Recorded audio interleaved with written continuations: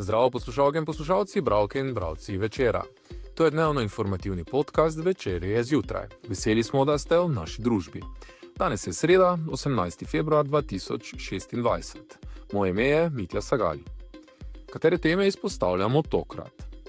Inšpektorat po novem lahko kaznuje politične obiske v šolah, zakon pa jasno prepoveduje delovanje strank v šolskem prostoru.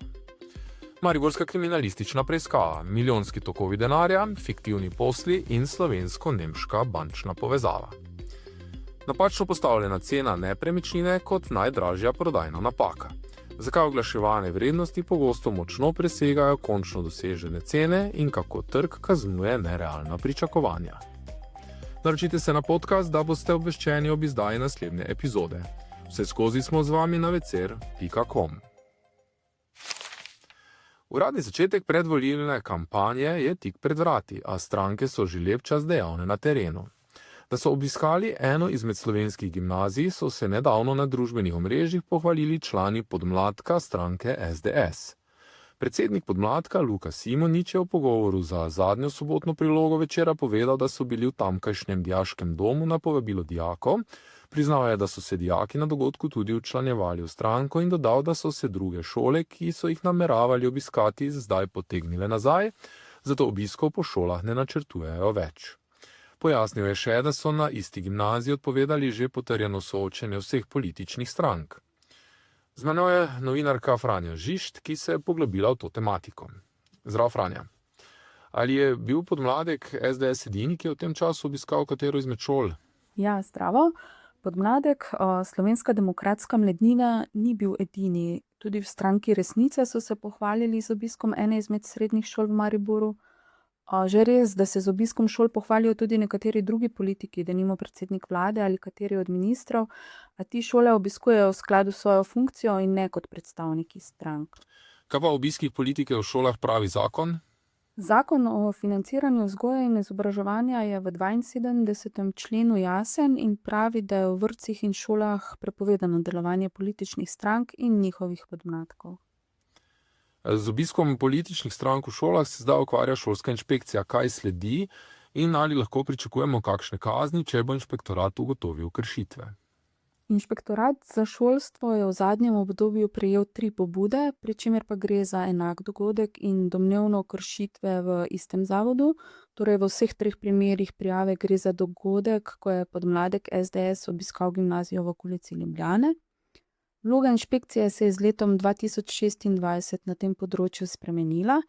Inšpektorat v preteklosti ni imel možnosti neposrednega ukrepa zoper sam zavod, ampak je o ugotovljeni kršitvi obveščal svet zavoda, ki ima vlogo in pristojnosti neposrednega nadzora.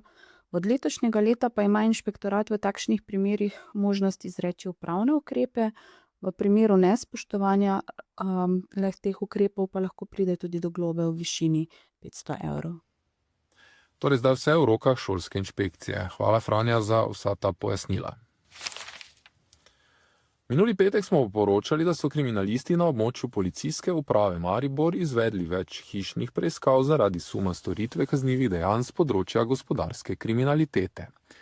V 2 ločenih, a prepletenih predkazenskih postopkih preiskujejo suma zlorabe položaja, pranja denarja, davčne zatajitve in goljufije. Neuradno smo izvedeli, da naj bi bila skupna točka obeh preiskav v Mariboru registrirano podjetje AD Monting oziroma njegov direktor Roman F. V prvi zadevi sicer kriminalisti preiskujejo sume kaznivega dejanja, zlorabe položaja ali zaupanja pri gospodarski dejavnosti, pranja denarja in davčne zatajitve. Po dosedanjih ugotovitvah naj bi si fizične in pravne osebe s tem pridobile približno 7 milijonov evrov protipravne premoženjske koristi.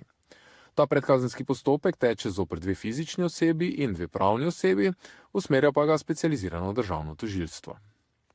Druga zadeva vključuje skoraj 10 milijonov evrov, ki so bili iz računa oškodovane družbe v tujini nakazani na slovensko podjetje in nato razpršeni na več računov doma in v tujini.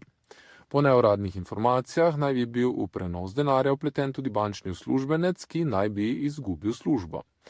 Del denarja so uspeli zadržati, a vsaj 1 milijon evrov naj bi bil izginil brez sledi. Preiskava še poteka, za ta kazniva dejanja pa so predpisane večletne zaporne kazni. Podrobnosti preberite v Večeru in na večer.com. Zakaj so nepremičnine v oglasih pogosto dražje, kot se na koncu prodajo? Kolegica Sanja Verovnik razkriva ozadje cenovne strategije na slovenskem nepremičninskem trgu. Strokovnjaki pojasnjujejo, da prodajalci izhodiščno ceno običajno postavijo od 5 do 15% više, kot so pripravljeni sprejeti, saj računajo na pogajanja. A ko ta razlika preseže realne okvire, nepremičnina na trgu obstane in izgublja zanimanje kupcev. Preberete lahko, kako na razpon med oglaševano in prodajno ceno vplivajo lokacija, stanje nepremičnine in razmere na trgu, zakaj danes trg kaznuje nerealna pričakovanja, ter kdaj se nepremičnina lahko proda celo nad izklicno ceno.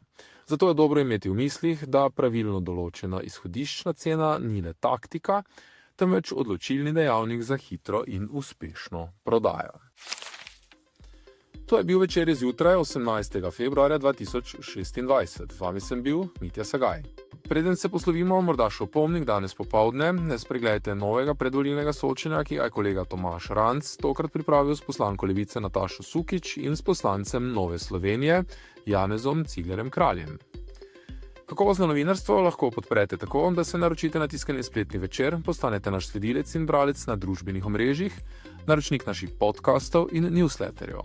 Tako boste podprli novinarstvo, ki prinaša avtentične vsebine, ki jih pripravljajo naši novinarji in jih drugje ne boste našli. Želimo, da razumete, kako se vrti svet. Želimo vam odstreti vpogled v čas in prostor, v katerem živimo. Veseli bomo vaših komentarjev, pobud in kritik na različnih kanalih. Se beremo in slišimo.